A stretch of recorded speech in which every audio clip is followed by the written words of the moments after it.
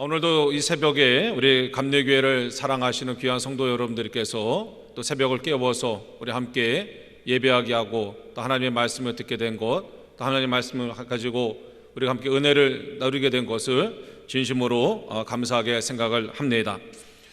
요즘 한국 사회가 굉장히 많이 어렵고 또 교회들도 굉장히 어려운 가운데 우리 감리교회 많은 교회들이 하나가 돼서 함께 기도하는 이런 귀한 모임을 갖게 된 것을 정말 감사하게 생각을 합니다. 오늘 저는 십자가의 메시지라는 제목을 가지고 하나님의 말씀을 함께 나누려고 합니다. 신약 성경 고린도전서 1장 18절의 말씀입니다. 십자가의 도가 멸망하는 자들에게는 미련한 것이요 구원을 받는 우리에게는 하나님의 능력이라. 아멘. 우리 기독교 역사 속에는 아주 귀한 물건들이 사실 많이 있습니다. 홍해를 갈랐던 모세의 지팡이도 있고 또 광야의 길을 인도했던 언약궤도 있었습니다. 또 모세가 시내산에서 받았던 십계명 돌판도 있었습니다. 또 예수님이 제자들과 함께 마지막 만찬을 하셨던 아마 그 식탁도 역사 속에 중요한 물건일 것입니다. 그런데 하나님은 유독 십자가만을 기독교의 상징으로 만드셨습니다. 그리고 지금 하나님의 이름으로 세워진 모든 교회는 가장 보기 좋은 곳에 십자가를 세웠고 또 예배당마다 이렇게 아름다운 십자가를 다 세웠습니다. 저는 이런 생각 해봅니다. 왜 십자가일까? 왜냐하면 사실 십자가는 로마 권력을 상징하는 아주 대표적인 물건이었습니다. 그 당시에 권력에 도전하는 사람들, 큰 죄를 지은 사람들을 십자가에 달아 죽였습니다. 그냥 죽인 것이 아니라 채찍으로 때리고 옷을 다 벗기고 그리고 하루 이상을 그 십자가에 매달려 있게 하면서 많은 사람들에게 죄를 지면 이렇게 십자가에 죽게 된다는 것을 보여주는 그런 로마 권력의 상징이었습니다. 또 하나는 이 십자가는 다른 사람이 아닌 하나님의 독생자 예수 그리스도가 죽은 장소입니다. 그래서 어떻게 보면 하나님 입장에서는 십자가는 굉장히 피하고 싶은 물건이고 또 보기 싫은 물건일 수도 있습니다. 그런데 하나님은 모든 물건은 다 허용하지 않았는데 유일하게 십자가만큼 이 교회에 가장 중요한 곳에 세워놓게 하셨습니다. 그건 왜 그랬을까? 하나님이 그 십자가를 바라보는 우리에게 그 십자가를 통해서 뭔가 메시지를 주시기 위함이었습니다. 그럼 하나님은 도대체 그 십자가를 통해서 우리에게 주시고자 하는 메시지가 뭘까? 저는 세 가지 메시지가 있다고 생각을 합니다. 첫째는 우리가 얼마나 죄인인지를 보여주시는 겁니다. 우리가 얼마나 죄인인지를. 여러분, 우리의 죄는 뭐로 알 수 있냐면요, 죄값으로 알 수 있습니다. 내가 얼마나 큰 죄를 졌는지는 내가 그 죄를 어떤 것을 통해서 갚을 수 있는지를 생각하면 알 수가 있습니다. 그래서 예를 들어서 우리가 재판할 때 당신은 징역 10년입니다. 그러면 우리는 이 사람의 지은 죄가 감옥에서 10년을 있어야 되는 죄구나. 아니면 어떤 사람은 당신은 무기징역입니다. 그러면 이 사람의 죄는 감옥에서 영원히 있어야 되는 죄구나. 그 죄값을 나타내는 것을 가지고 죄를 알 수가 있어요.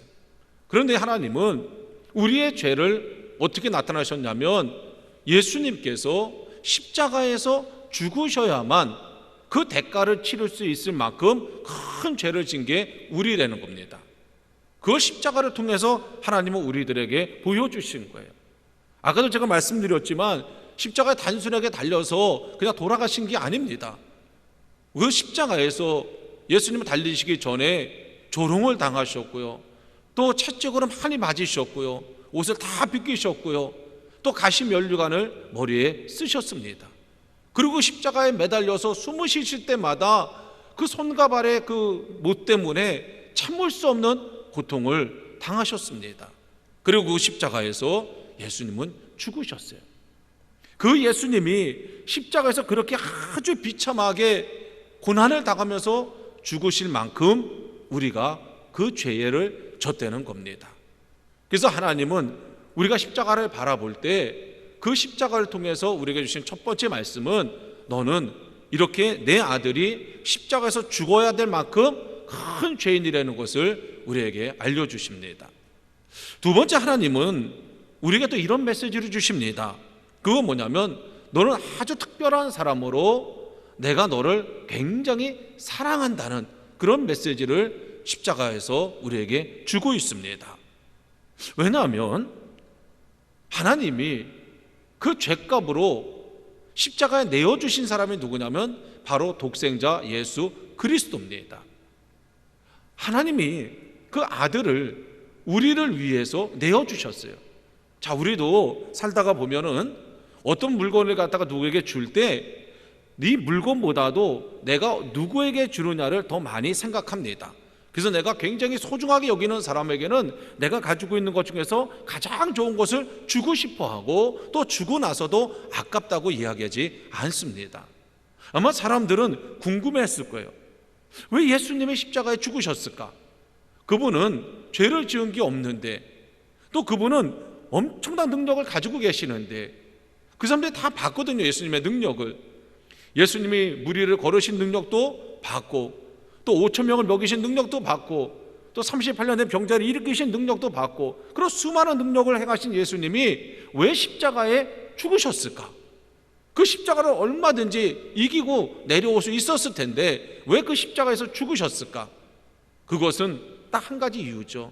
뭐냐면 하나님이 우리를 사랑하시기 때문에, 그렇게 하나님의 능력을 가진 예수님도, 하나밖에 없는 독생자도 우리를 위해서 내어주신 겁니다.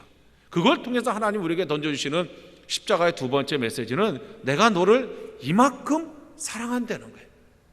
내가 너를 이만큼 사랑하기 때문에 아무런 죄가 없고 큰 능력을 가지고 있는 나의 아들도 내가 너를 위해서 십자가에 내어주셨다는 얘기예요. 그래서 우리가 십자가를 통해서 나는 정말 씻을 수 없는 그런 십자가에 달려 죽을 수밖에 없는 그러한 죄인이지만, 그러나 또 한편으로는 예수님이 나를 위해서 희생시킨 만큼 하나님은 나를 굉장히 사랑하는 분이구나 하는 것을 우리가 알게 됩니다. 세 번째로 십자가를 통해서 하나님께서 우리에게 주시는 메시지는 내가 너를 최후의 승리자로 만들겠다는 겁니다. 십자가는 그 당시에 실패의 상징입니다. 절망의 상징입니다. 그래서 사람들도 예수님을 굉장히 많이 쫓아다녔지만 예수님이 십자가에서 딱 달리실 때 거기도 모든 사람들이 다 예수님을 버리고 각자 자기의 길로 갔습니다. 왜요? 더 이상 기대할 게 없었기 때문입니다. 그런데 하나님은 모든 사람이 떠나갔지만 실패한 줄 알았던 예수님, 절망으로 끝난 줄, 죽음으로 끝날 것 같았던 그 예수님을 우리가 다 알다시피 부활시키셨습니다. 그리고 세상 사람들이 볼 때는 실패한 사람 같았지만 하나님은 그 예수님을 최후의 승리자로 만들어 주셨습니다. 그 예수님을 모델로 삼으신 겁니다. 그러면서 우리에게 던져주는 십자가의 메시지는 뭡니까? 내가 너도 최후의 승리자로 만들어 주겠다는 겁니다. 그래서 우리는 십자가를 통해서 너는 엄청난 죄인이지만 내가 하나밖에 없는 아들을 희생시킨 만큼 내가 사랑하는 특별한 사람으로 내가 너를 포기하지 않고 너를 최후의 승리자로 만들어 주겠다. 이것이 바로 십자가에서 하나님께서 우리에게 주시는 메시지입니다. 그래서 하나님은 온 세상의 교회마다 십자가를 세우게 하시고, 또 우리가 하나님의 이름으로 모여서 예배드리는 곳마다 십자가를 세우게 하셔서 그 십자가를 통해서 모든 성도들에게 이 메시지를 주신 겁니다. 자, 우리 한번 생각해 볼 필요가 있습니다. 왜 날까? 왜 우리일까? 내가 도대체 뭘 했길래? 내가 하나님을 위해서 내가 뭐 했길래? 내가 예수님을 위해서 내가 뭐 했길래 왜 하나님이 나를 이렇게 사랑하시고 나를 이렇게 특별하게 여기시고 왜 나를 최후의 승리자로 만들어 주실까? 또 한번 생각해 볼 수 있습니다. 그럼 내가 지금 뭐 하고 있길래, 내가 지금 무슨 일을 하고 있길래 하나님께서 나를 이런 특별한 사람으로 생각하시는가? 아니면 내 마음속에 한번 생각해 봅니다. 내가 앞으로 뭘 하려고 생각하고 있길래, 내가 하나님을 위해서, 예수님을 위해서 어떠한 계획을 가지고 있길래 하나님은 나의 죄를 이렇게 사해 주시고 독생자 예수 그리스도를 희생시킨 만큼 나를 특별한 사람으로 여겨주시고 그리고 나를 최후의 승리자로 만들어 주실까? 아무리 생각해봐도 결론은 알 수가 없습니다. 왜냐하면 내가 한 행동을 보면 그저 십자가 앞에 부끄럽기 짝이 없습니다. 또 내가 지금 하고 있는 일도 하나님 앞에 사실 떳떳하지 못한 일들이 너무나 많이 있습니다. 내가 세운 계획은 하나님을 위한 계획보다는 나 자신을 위한 계획으로 가득 차 있음을 우리는 부인하기가 어렵습니다. 그래서 이 십자가의 사건은 내 공로도 아니고 내 노력도 아니고 우리가 유일하게 이유를 찾는다면 그것은 하나님의 사랑입니다. 그래서 이 십자가 사건을 우리는 큰 은혜라고 이야기하고 감당할 수 없는 은혜라고 이야기를 하는 것입니다. 우리가 이 십자가의 은혜를 깨달으면 어떻게 되는가? 우리의 삶은 완전히 바뀝니다. 우리의 삶은 세 가지 우리 내적인 변화가 일어나게 됩니다. 그 첫째는요, 겸손하게 됩니다. 겸손하게. 성경에 보면은 이 십자가의 은혜를 깨달은 사람들은 다 겸손해졌어요. 특별히 사도 바울은 고린도전서 15장 9절 10절에서 이렇게 말씀하고 있습니다. 나는 사도 중에 가장 작은 자라.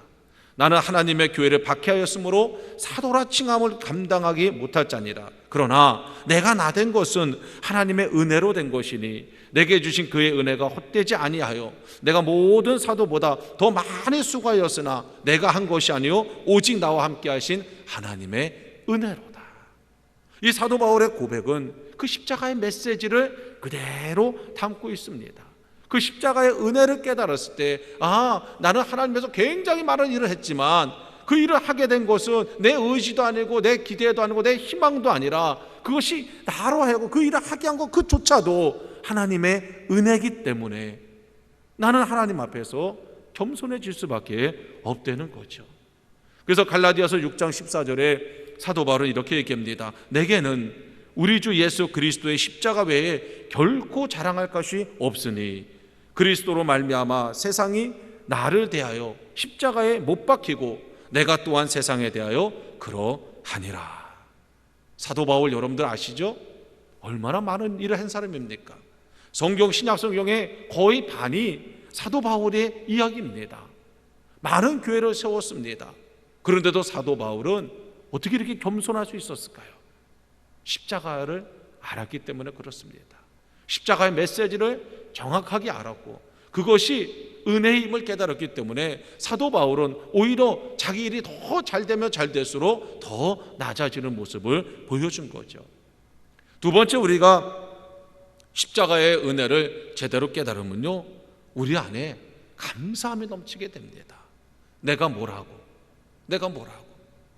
내가 도대체 뭐 했다고, 내가 지금 뭐 하고 있다고, 내가 도대체 앞으로 무슨 계획을 가지고 있다고, 하나님이 나를 위해서 독생자 예수 그리스도를 저렇게 비참하게 희생시켰을까?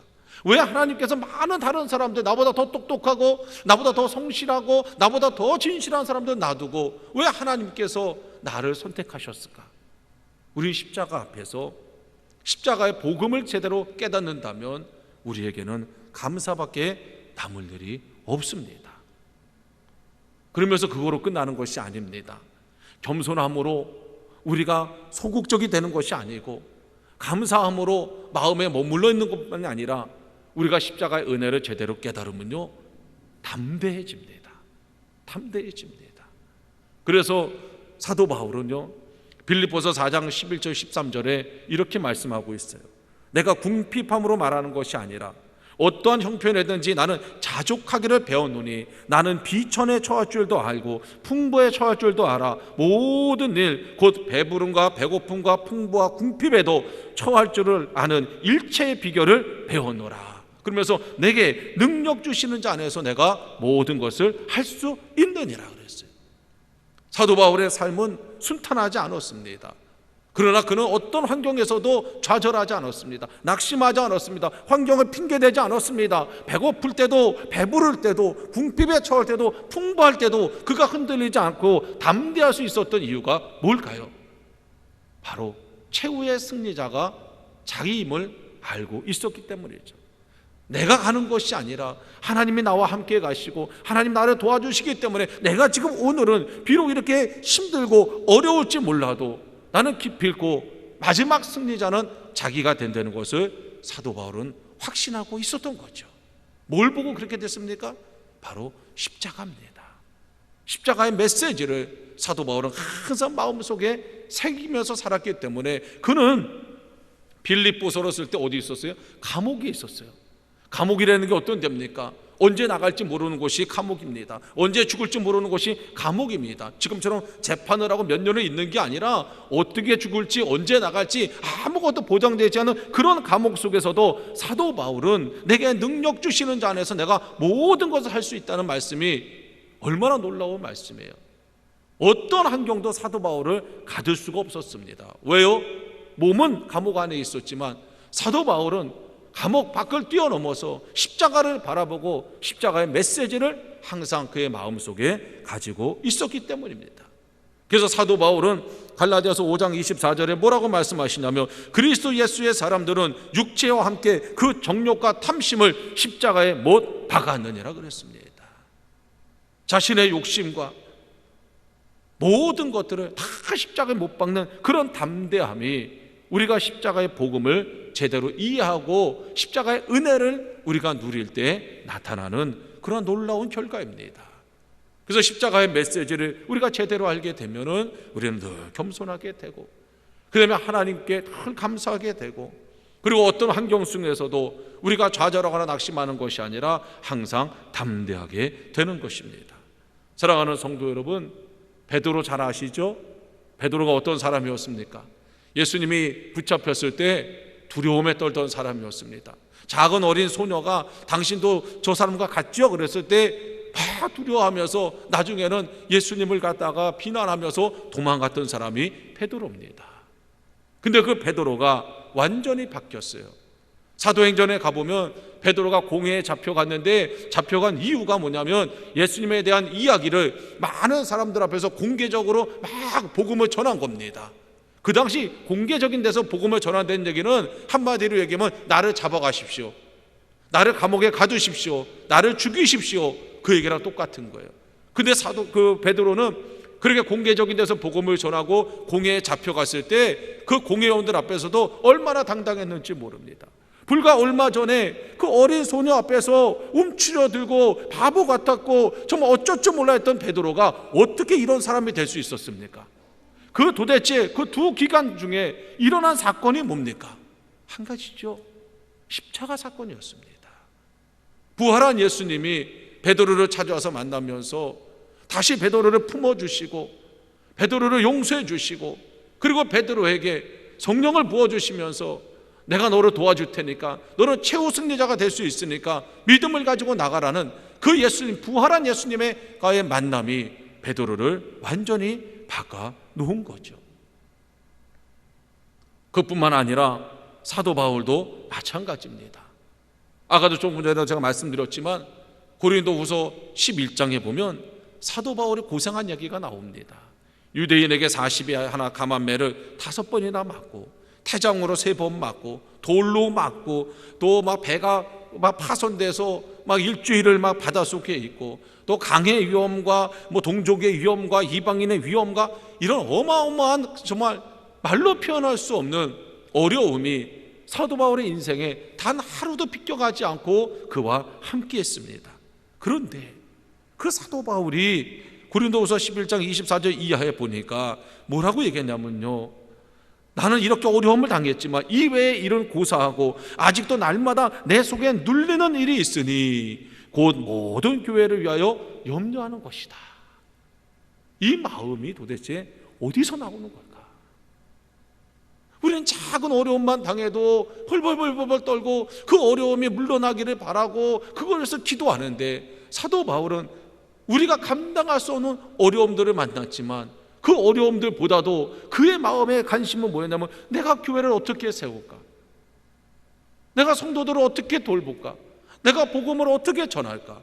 이거에 대한 염려가 그를 짓눌렀다는 겁니다. 참 멋있죠? 저는 이 방송을 보고 있는 우리 모두가 한 번쯤은 나도 한번 저런 사람들처럼 한번 신앙생활 해보고 싶다. 나도 한번 저런 사람들처럼 한번 복음 전해보고 싶다. 나도 저 사람들처럼 한번 그런 상황 속에서 정말 상황에 늘 우리가 치우치고 사는 게 아니라 어떤 상황에서도 한번 흔들리지 않는 그런 믿음을 한번 가져봤으면 좋겠다. 이게 사실 모든 믿는 자들의 한 번쯤은 가져보는 생각입니다. 그래서 하나님은 오늘 우리에게 십자가의 메시지를 주시는 겁니다. 그리고 누구든지 그 십자가를 바라보며 메시지를 듣는 사람은 그 사람이 누구든지, 그 사람이 어린아이든지 어른이든지 배운 사람이든지 못 배운 사람이든지 부한 자든지 가난한 자든지 누구든지 하나님은 이 십자가의 메시지를 바라보고 그 메시지를 마음에 품을 때 우리는 변화될 수 있다는 겁니다. 이게 성경이 우리에게 증거해 주는 일이고, 이게 바울이 우리의 모델이고 베드로가 우리의 모델이 되는 겁니다. 사랑하는 성도 여러분들, 참 한국이, 어떤 사람은 그렇게 얘기해요. 한국만큼 교회가 많은 데가 없고 한국은 그냥 밤만 되면 그냥 막 빨간 십자가로 여기저기 도배를 했다 그래요. 저는 이게 얼마나 감사한지 몰라요. 우리가 어디를 봐도, 고개만 돌려도, 자동차를 타고 가도 우리가 항상 수많은 십자가를 보게 됩니다. 지금까지는 어떤 경우에는 그 십자가를 부끄럽게 생각했을지도 모르겠습니다. 어떤 경우에는 그 십자가의 모양만 보면서 저 교회는 왜 저런 모양의 십자가를, 왜 저런 색깔을, 왜 저런 크기를 우리 입장에서만 봤는데, 이제 왜 하나님이 십자가를 우리에게 허락하셨는지, 그 십자가를 왜 우리에게 보게 하셨는지 그 이유를 알았습니다. 이제 사랑하는 성도 여러분들, 우리가 주님의 십자가를 볼 때마다 맞아, 내가 어마어마한 죄인이지. 그러나 그럼에도 불구하고 하나님은 그 아들을 희생시킨 만큼 나를 특별한 사람으로 여겨주셨어. 그리고 예수님을 죽음에서 부활시켰듯이 내 인생도 지금의 이런 초라한 인생, 이런 인생이 아니라 정말 멋있는 인생으로 하나님께서 만드실 거야. 그 하나님의 음성과 그 메시지를 여러분들이 꼭 듣고 보시고, 이제 믿음을 가지고 예수님을 부활시켰던 그 하나님의 능력을 믿고, 오늘도 우리의 상황은 녹록지 않습니다. 그러나 우리가 상황은 바꿀 수가 없지만 어떠한 상황이든지 우리가 할 수 있는 일들은 참 많이 있습니다. 사도 바울이 감옥에서 기쁨의 편지를 쓸 수 있었던 것처럼 우리도 그러한 삶을 살 수가 있습니다. 사랑하는 성도 여러분, 어려울 때 하나님은 주의 믿는 자들을 들어 사용하십니다. 어려울 때 하나님은 믿음의 영웅을 만드십니다. 저는 원하기는 이 방송을 듣는 우리 사랑하는 모든 성도들이 다시 한번 십자가를 바라보고 믿음을 갖고 하나님의 멋진 계획에 순종하셔서 여러분들이 이 어려울 때 믿음의 영웅으로 우뚝우뚝 세워지게 되기를 주님의 이름으로 축원합니다. 기도하겠습니다. 하나님, 정말 고맙습니다. 낙심하고 좌절해 있었는데, 내가 뭘 해야 될지 몰랐는데, 내 인생은 아무것도 아닌 줄 알았는데 하나님이 나를 얼마나 사랑하셨는지를 알았습니다. 하나밖에 없는 독생자를 이 땅에 보내주시고 아무 죄도 없는 그 예수님을 십자가에 처참하게 죽게 하면서까지 나를 구원해 주시고 나를 새롭게 하시고, 또 하나님, 예수님을 부활시킴으로 우리의 인생도 멋지게 부활될 수 있다는 것을 알게 하신 하나님, 감사를 드립니다. 도대체 내가 누구기에 하나님 이런 은혜를 베풀어 주십니까? 하나님, 이제 하나님 귀한 믿음 마음에 담습니다. 십자가의 메시지 마음에 담습니다. 그리고 하나님, 날마다 멋진 인생으로 만드시는 우리 하나님 따라 살겠습니다. 끝까지 도우시고 함께 하셔서 하나님의 큰 일꾼, 힘든 일에 귀하게 쓰임받는 도구가 되게 하여 주시옵소서. 모든 것 주님께 맡기며 예수님의 이름으로 기도하여 싸움나이다. 아멘.